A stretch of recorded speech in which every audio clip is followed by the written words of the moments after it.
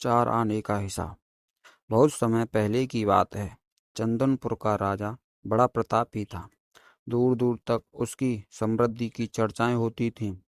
उसके महल में हर एक सुख सुविधा की वस्तु उपलब्ध थी, पर फिर भी अंदर से उसका मन अशांत रहता था। उसने कई ज्योतिषियों और पंडितों से इसका कारण जानना चाहा। बहुत से विद्वानों से मिला। किसी ने कोई अंगूठी पहनाई तो किसी ने यज्ञ कराए, पर फिर भी राजा का दुख दूर नहीं हुआ। उसे शांति नहीं मिली। एक दिन भेष बदलकर राजा अपने राज्य की सैर पर निकला। घूमते घूमते वह एक खेत के निकट से गुजरा। तभी उसकी नज़र एक किसान पर पड़ी। किसान ने फटे पुराने वस्त्र धारण कर रखे थे और वह पेड़ की छांव में बैठकर भोजन कर रहा था। किसान के वस्त्र देख राजा के मन में आया कि वह किसान को कुछ स्वर्ण मुद्राएं दे दे, ताकि उसके जीवन में कुछ खुशियां आ पाएं। राजा किसान के सम्मुख जाकर बोला, मैं एक राहगीर हूँ। मुझे तुम्हारे खेत पर ये 4 स्वर्ण मुद्राएं गिरी मिली। चूंकि यह खेत तुम्हारा है, इसलिए ये मुद्राएं तुम ही रख लो। किसान, ना ना सेठ जी, ये मुद्राएं मेरी नहीं हैं। इसे आप ही रखें या किसी और को दान कर दें। मुझे इनकी कोई आवश्यकता नहीं। किसान की यह प्रतिक्रिया राजा को बड़ी अजीब लगी।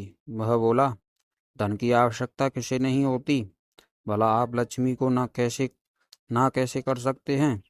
सेठ जी, मैं रोज 4 आने कमा लेता हूँ और उतने में ही प्रसन्न रहता हूँ। किसान बोला, क्या आप सिर्फ 4 आने की कमाई करते हैं और उतने में ही प्रसन्न रहते हैं? यह कैसे संभव है? राजा ने अचरज से पूछा। सेठ जी, किसान बोला, प्रसन्नता इस बात पर निर्भर नहीं करती कि आप कितना कमाते हैं या आपके पास कितना धन है। प्रसन्नता उस धन के प्रयोग पर निर्भर करती है। तो तुम इन 4 आने का क्या कर लेते हो? राजा ने उपहास के लहजे में प्रश्न किया। किसान भी बेकार ही बहस में नहीं पड़ना चाहता था।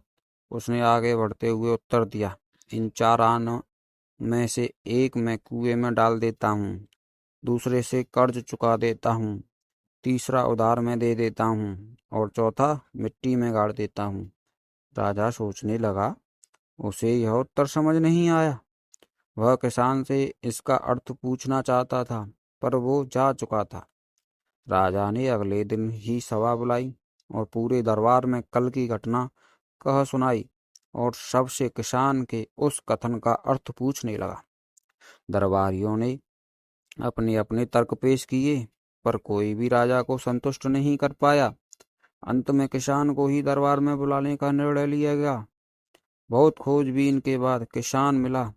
उसे कल की सभा में प्रस्तुत होने का निर्देश दिया गया। राजा ने किसान को उस दिन अपने भेष बदलकर भ्रमण करने के बारे में बताया और सम्मानपूर्वक दरबार में बिठाया। मैं तुम्हारे उत्तर से प्रभावित हूँ और तुम्हारे 4 आने का हिसाब जानना चाहता हूँ। बताओ, तुम अपने कमाए 4 आने किस तरह खर्च करते हो, जो तुम इतना प्रसन्न हो, संतुष्ट रह पाते हो? राजा ने प्रश्न किया। किसान बोला, हुजूर, जैसा कि मैंने बताया था, मैं एक आना कुएं में डाल देता हूँ, यानी अपने परिवार के भरण पोषण में लगा देता हूँ। दूसरे से मैं कर्ज चुकाता हूँ, यानी इसे मैं अपने वृद्ध माँ बाप की सेवा में लगा देता हूँ। तीसरा, मैं उधार दे देता हूँ, यानी अपने बच्चों की शिक्षा दीक्षा में लगा देता हूँ। और चौथा, मैं मिट्टी में गाड़ देता हूँ, यानी मैं एक पैसे की बचत कर लेता हूँ, ताकि समय आने पर मुझे किसी से मांगना ना पड़े और मैं इसे धार्मिक, सामाजिक या अन्य आवश्यक कार्यों में लगा सकूं। राजा को अब किसान की बात समझ आ चुकी थी। राजा की समस्या का समाधान हो चुका था।